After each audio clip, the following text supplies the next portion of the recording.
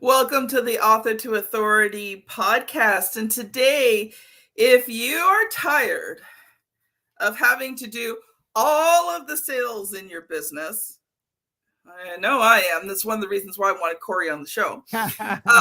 Then you're going to enjoy today's conversation as we look at how do you break that? How do you, going from being the one who has to do all the sales to being able to trust other people to do it. So I think we're going to have a very good conversation today. I want to introduce Corey Quinn to you. He's the former CMO of Scorpion and now a dedicated agency coach. Corey specializes in helping agency founders scale revenue. At Scorpion, he played a pivotal role in growing the agency's revenue 8 times. Yes, that is an 8. In 5 years to a remarkable $150 million company. Corey is also the author of Anyone, Not Everyone, a comprehensive guide for agency founders looking to simplify growth and escape founder-led sales. Welcome to the show, Corey. Thank you, Kim. I'm excited to be here. So, Corey, I'm just really curious here because I want to just ask you the really obvious question, and that is, can you transition? When you're the small business or the solopreneur, the consultant, the speaker, all these kinds of things, can you transition from having to do all the sales yourself to being able to have other people do it? You absolutely can, Kim. And many, many agencies that are successful and large, have done it. They've all started, most agencies have started with a one-person company hanging out a shingle. And eventually, some of them, a lot of them become larger companies with many people. And sometimes agency founders stay in sales and sometimes they hire a whole sales team. I'll give you an example. My last agency I worked for in-house, the company Scorpion you mentioned in the intro, we started with a 6-person sales team. But I should say, I joined the company when it was already operating, and they had a 6-person sales team. We grew the sales team to 100 people. And this is for an agency. Yeah. And so it is possible. The challenge I think that a lot of agency owners have and consultants as they're scaling is that they're typically the most passionate person about their business, probably the most, and that enthusiasm is contagious in the sales conversation. They know the most about the product and are able to communicate the value very succinctly in a compelling way, which is why that they start in sales, obviously, but which is also why one of the reasons why they sort of get stuck there. There's a couple of other things that get them stuck there, but it is always the charismatic founder that is where sales start. It doesn't have to end there though. I love it. Mm-hmm. And you are right. The best person to sell your product is you, right? Yeah. And so that's something I've thought about on this journey as I plan for the next stage of RTI publishing is how do I teach and train, or how do I let go of some of these things, because I am the most passionate about it. I created it. Out of nothing, I created it. This is my baby, my child. And so I completely hear you there. Mm-hmm. Corey, why did you decide to go from working at a company to starting your own agency? So I'd been an entrepreneur in my early days. I graduated from college and I quickly came home and I started working in the restaurant industry because I wanted to make some money. But my career really took off when I started a business back in 1998, 1999, back when the internet was first emerging and it was this huge new technology that was rapidly being adopted. In any event, my best friend and I, we raised $6 million to launch a .com startup, as they used to call them. And so that was an amazing experience. We ran the business for a couple of years. However, ultimately, I ended up going back into sort of a traditional career path I went back to business school and I worked in finance and I worked at other companies. I eventually got married and had a family. And as a result of that, got to pay the bills. And so that was my path for a long time, but always wanting to get back to the entrepreneurial pursuit, the sort of the I had a taste early on and I wanted to get back to it. So that's it's one of the big reasons why. I think everyone's journey starts out with either working in a grocery store, a convenience store, or a restaurant. Yeah, right. My very first job was as a bag boy in a grocery store, and I worked in a ton of restaurants. And it's a great place to work, and it's like you said, it's a place where a lot of people start. Yeah, I don't know if you guys would have them, I think in the States, but there's a fast food chain here called Harvey's, and that's where I got my first taste of entrepreneurship. That didn't last very long, and well, not entrepreneurship, working. Oh, I know. I actually got into entrepreneurship because I was staying at home with our kids. We had made the decision together that I would stay home. I grew up in a single parent home. My mom had died when I was very young. My dad had two working parents, and we had decided that we didn't want our kids growing up with babysitters like we had. So entrepreneurship, and in this case, network marketing at the time, allowed me the opportunity to be able to work from home, but still be able to bring in some extra money on the side. That's great. That's great. And today with the internet and just all the technology, it creates a lot more opportunity for that, for a business owner to build and have a wonderful, successful, profitable business and still have more balance in their life. So it's great. My last company that I worked for, I had to commute an hour each way every day, 5 days a week. I did that for 6 years. Right. And so that's just a horrible way. It's a horrible waste of time. Like I try to make the most of it. Like I would listen to podcasts or whatever, but it's yeah. So. Oh, I can't remember who said it to me, but it was a very long time ago. So it was probably back like when you had CDs and things like that. And somebody told me that they had a long commute, but they used that time to gain almost a university level education because they would, they had CDs, courses. I don't think podcasts were back then, but, they spent that time in the traffic, learning, growing, listening to great speakers like Jim Rohn, Bob Proctor, all of those types of people. And they said, I basically got a university education while sitting on the highway. Yeah. And I took that approach. It reminds me, I think Tony Robbins has a saying. He calls it net time, NET, no extra time. So it's when you're doing your chores around the house and you're listening to audiobooks and educating yourself. I did something very similar, which is I've been in marketing for a long time, and I was the chief marketing officer at this agency, and so I would listen to these amazing podcasts about marketing, and I would bring these ideas into the work that I did just as a result of the podcast and the commute. So in some ways, the commute was a part of the success of the agency that I helped to grow. So there you go. One of the amazing things about hosting a podcast is I get to learn so much from the guests that I have on my show. And the audience knows this. Every once in a while, I pick certain guests because there's something I want to learn about. Yeah, that's smart. I'm the same way. I just had I have a podcast myself, and I brought on an expert in agency finance. Like I know agency marketing. This guy knows agency finance, and he has a whole business wrapped around it. I learned so much in this podcast. It was fantastic. I feel like I've got an MBA in agency finance. Wonderful. Oh yeah, I know the feeling.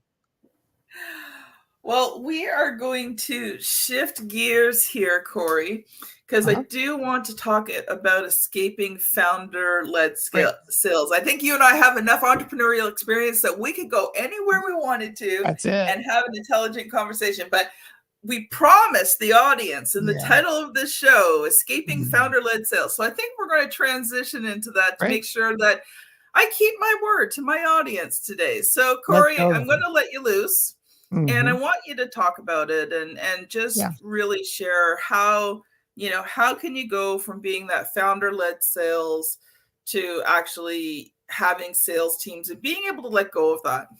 sure. So I'll share with you sort of my story that is the backdrop or the context for why I wrote this book and why it really does make a positive impact. So I have about 17 years in the agency space. I started after I got my MBA from USC here in Los Angeles, and I went into a business development or a sales role at an agency that sold PPC and SEO to enterprise level businesses, large companies like Hyundai and Lululemon and Remax and the Men's Warehouse, all these things. And the founder of this agency was a graduate from Harvard Business School.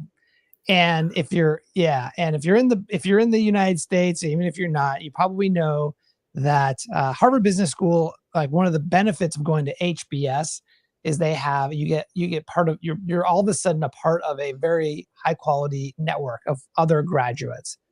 And so the way that we grew this agency was that the CEO, the HBS founder, would reach into the network, and he had a direct line to the CMO of this business and the CEO of this business and these very, very successful business people.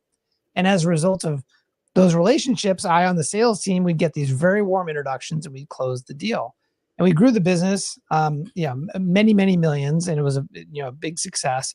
The next agency I worked for was also led by a founder who was charismatic, had a great network.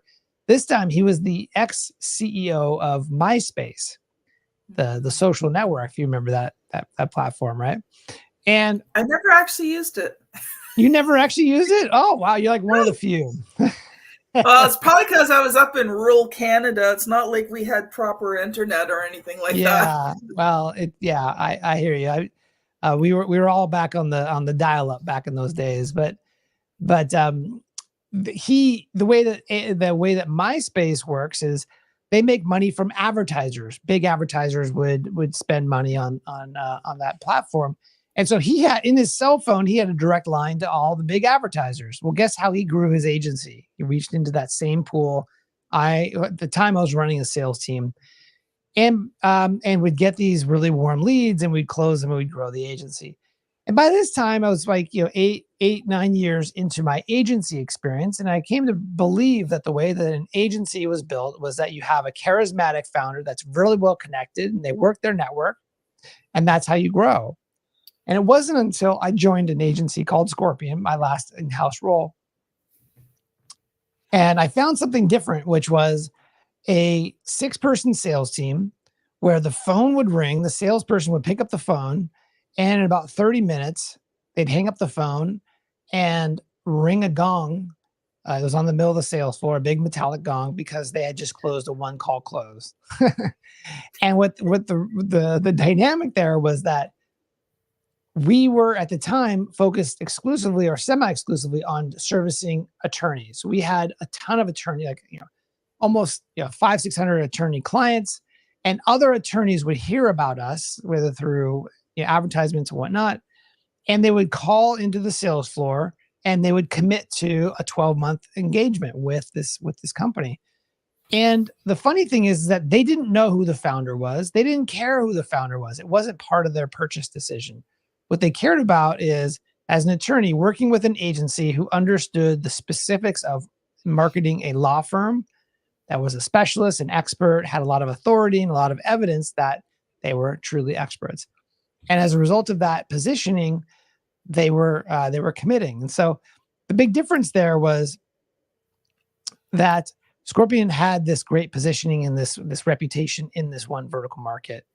And as a result of that, obviously the founder was not involved. So that led to us taking what we did really well in the attorney or law firm market. And then we went to home services, which is plumbers, electricians, roofers. And we built a separate business unit specifically targeting that vertical. And we did the same thing with franchise and then medical practices. And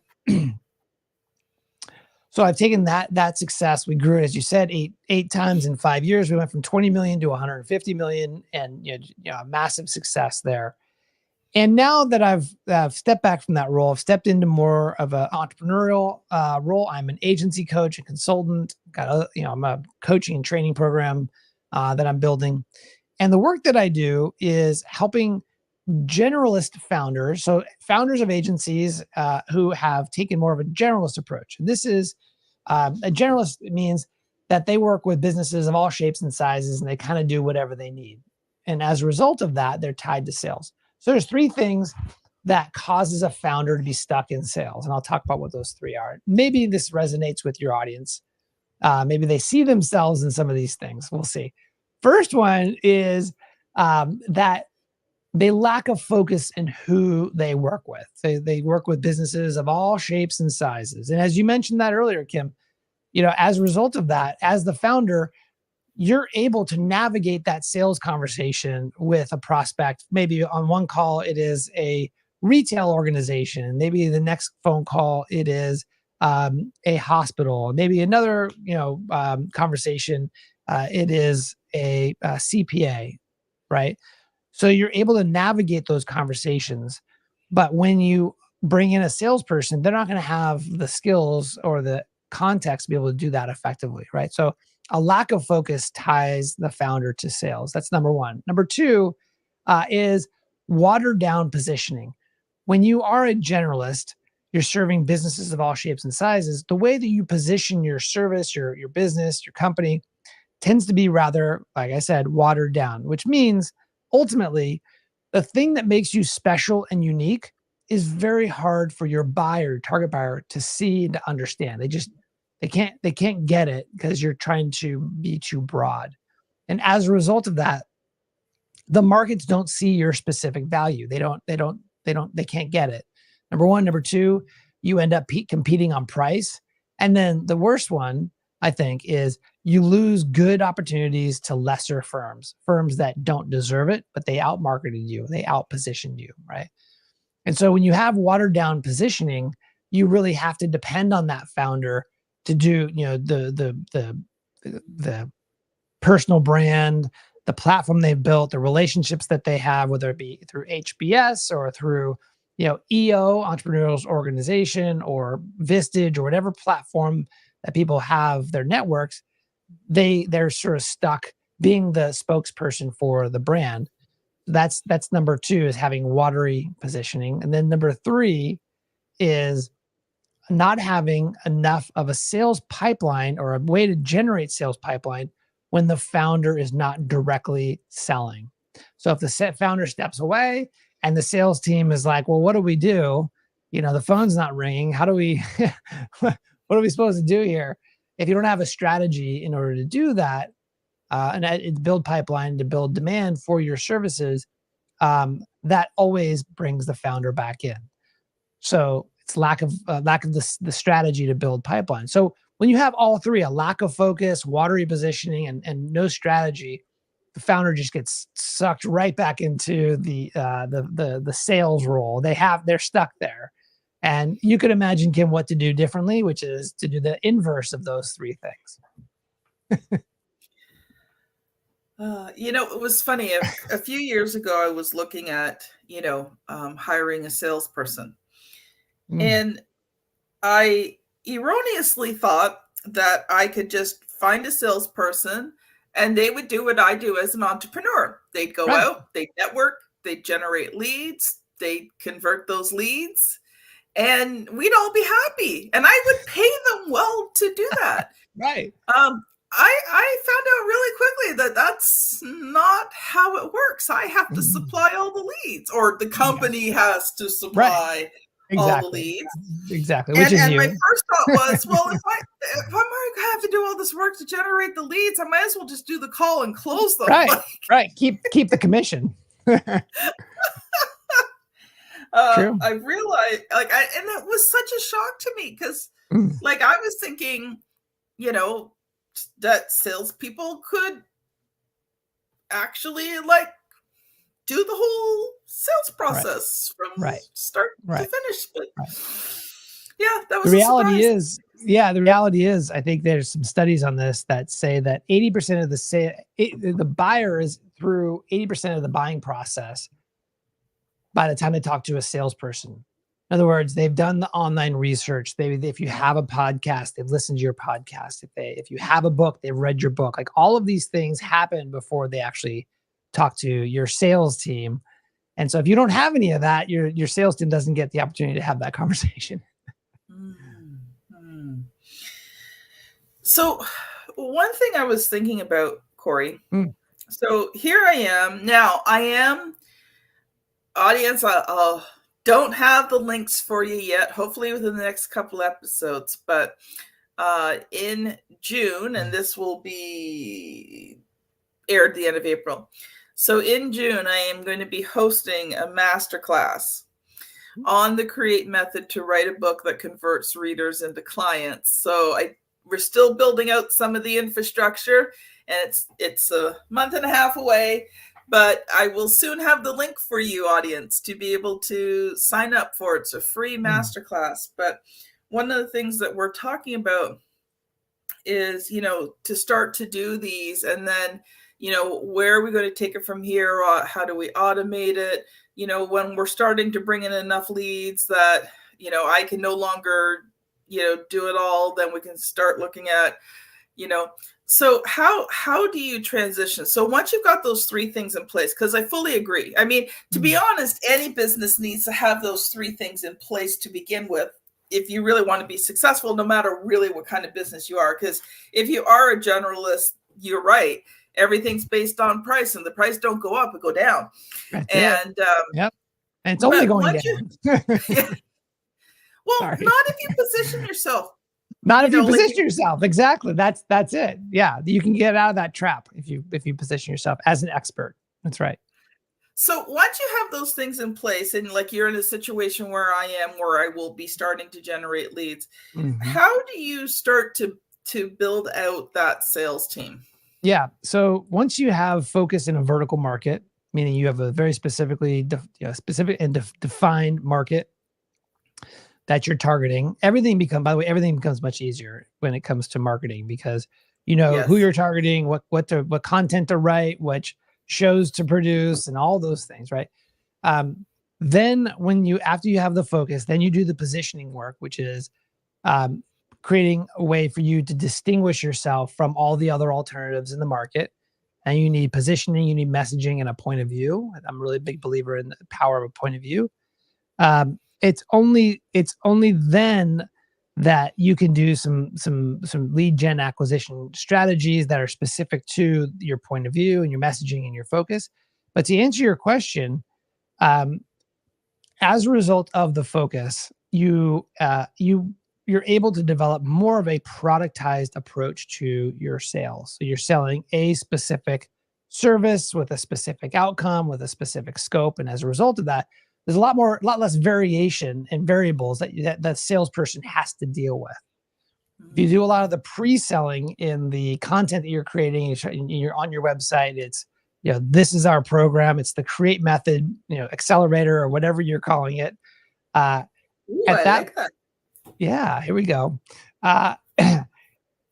You're able to. I'm the word ninja. When somebody puts out a delicious word or two, I have to write that thing down. Yes, I love it. You're able to take out the variability, and you also increase the repetition in the sales process. So you can bring in someone, typically the fastest way, typically the way that a lot of agencies do this, is they may bring someone up through the organization who maybe is previously focused on servicing clients and actually fulfilling on this product over time. They're typically a great person to bring into sales, because they're the ones that are going to tell firsthand the prospect or the prospective client what to expect, because they've known it and they've worked with existing clients for a period of time. That typically works really well. Another way that you could bring up a salesperson or bring in a salesperson is by finding someone who's already doing a very similar sale, maybe not for a direct competitor, but for someone who can demonstrate that they understand both the product that you're selling, as well as the audience. You have someone who has experience in selling similar product to a similar audience, that allows you to get up to speed much quicker than if you brought in someone who's never done sales and is not familiar with your service. So when it comes to something like that, yeah, just these are just questions that come through. Yeah.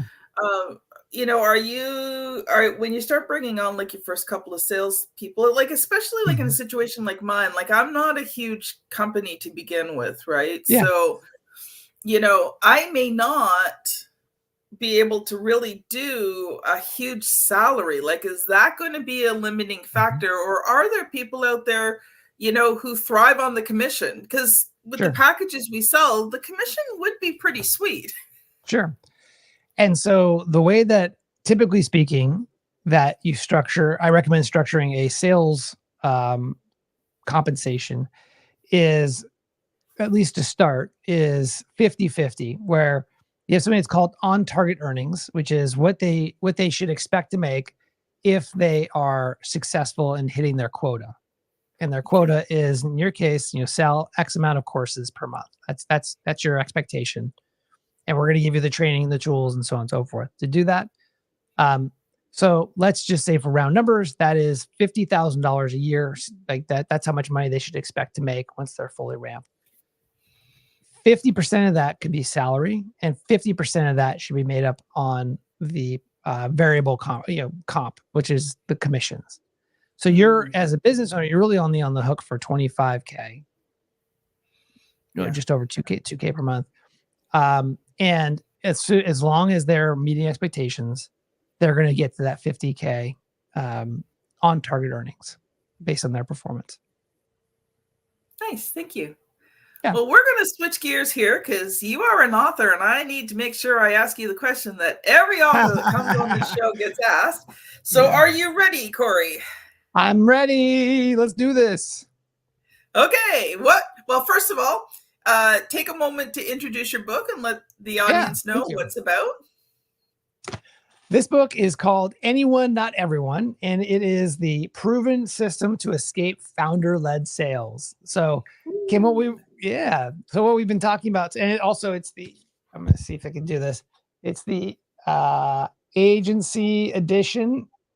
And so the reason why I did that, I obviously have a background in agency, but this is a problem, as you said earlier. You mentioned that businesses of all shapes and sizes can struggle as generalists, right? And so I had to get really clear on who I was focusing the contents of the book on. The first early draft of the book, it was for general businesses. And I got feedback from agency owners who I have as clients. They're like, there's not enough examples in the book about agencies. And it'd be great if there was. I was like, okay, I need to drink my own Kool-Aid and actually focus the book on the specific buyer that I'm trying to influence with the book. And so, in any event, the book is my 5-step method for going from a generalist to a vertical market specialist. And vertical market meaning my approach is to identify a specific type of industry or a niche that you can focus your business on, and then do the positioning and so on and so forth. Nice. Okay, Here comes the question. What was the good, the bad, and the ugly about writing, editing, and publishing that book? Okay. The good, the bad, and the ugly, was that the prompt? So the good is it's done. I hear that one a lot. So there were a couple of things I think I did that was helpful. Well, number one is I did a round of beta reading, which means I did an early draft, and then I put it out to the people that I wrote the book for. A handful of people raised their hand and said, yeah, I'll read the book and I'll come back. That was really helpful because it made it a much better book. I also hired a really fantastic editor. And the way I found this person is that I went into other books that were written that were very successful for the same industry that I'm targeting. And I found out who the editor was. That's who I contacted and said, hey, can I hire you? And so that was really helpful. She made the book like 1,000 times better. And then I hired really great experts with it as relates to just continue, another editor, a proofreader, which was great. And then a cover designer. Like I didn't do this on Etsy. I hired a professional, not Etsy, but Fiverr. And Fiverr's fine, but I was really particular about that. And so all of those things were good moves for me. I think the hard part for me was it took a long time for me to write it because I'm not a professional author, but I really wanted to bring a book into the world. And so the way that it worked is I joined accountability groups and I did that for a little bit, and I just committed ultimately to writing for 2 to 3 hours a day, sometimes on the weekends. And I just went through the process, but it was sort of, I call it the long and expensive way to do it. What was some of the results that you've seen from releasing the book in terms of your business? So I've released it 9 days ago. And okay. So new baby. I'm a new baby. And so as a result, my calendar's been full with new sales opportunities. We hit the bestseller list across 3 different Amazon categories. We have over 50. Thank you. Over 50 5-star reviews. So we did a whole launch squad, whole thing. So a lot of credibility and authority, as you talk about in my space, which is great. Love it. Love it. Love it.